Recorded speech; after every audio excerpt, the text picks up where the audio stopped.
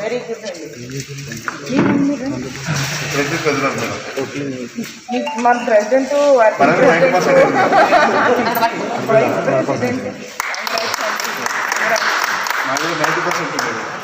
మీరు చేస్తున్నారు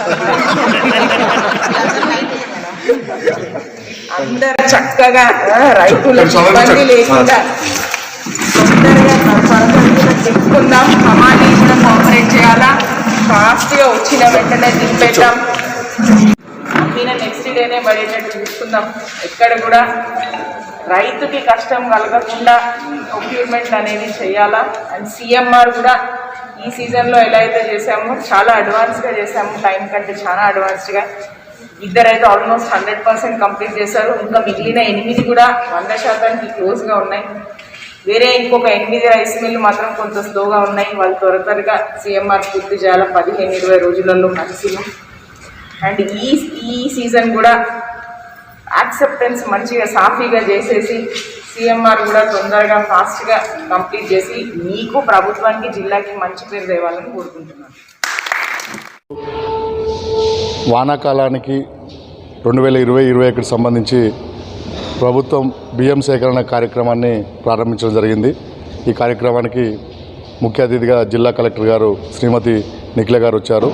అదేవిధంగా డిఎం సివిల్ సప్లైస్, డిఎస్సిఎస్ఓ, డిటిసిఎస్లు, గౌరవ మిల్లర్ సభ్యులందరూ కూడా ఈ కార్యక్రమానికి హాజరైంది. ఈ వానాకాలం 2021 సంవత్సరానికి కానీ 80% ధాన్యం సన్న రకాలు ఉన్నాయి, 20% దొడ్డు రకాలు ఉన్నాయి. గౌరవ ముఖ్యమంత్రి గారి సూచన మేరకు రైతులంతా నియంత్రిత సాగులో సన్నధాన్యం సేకరించడం జరిగింది. మన జిల్లాలో కూడా దాదాపు 150 సెంటర్లు ప్యాడీ పర్చేస్ సెంటర్ల ద్వారా ధాన్యం ప్రభుత్వం సేకరిస్తుంది.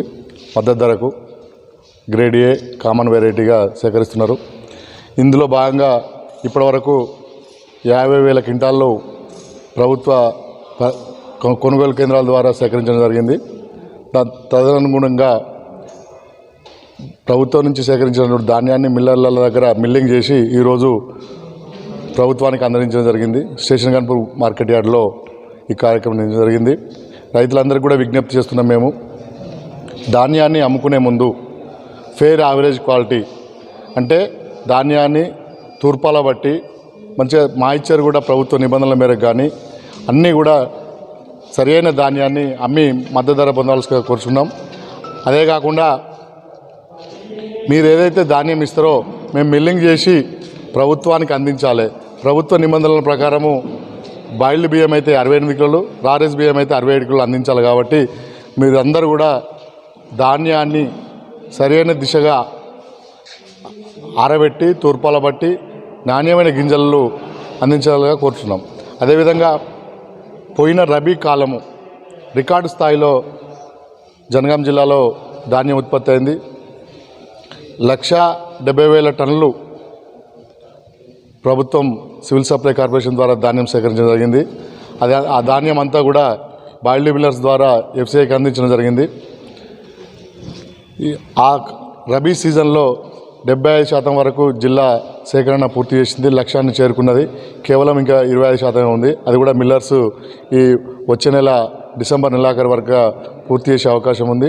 కలెక్టర్ గారు కూడా మిల్లర్స్ని ఇప్పుడు 100% పూర్తి చేసిన మిల్లర్స్ని కూడా అభినందించడం జరిగింది.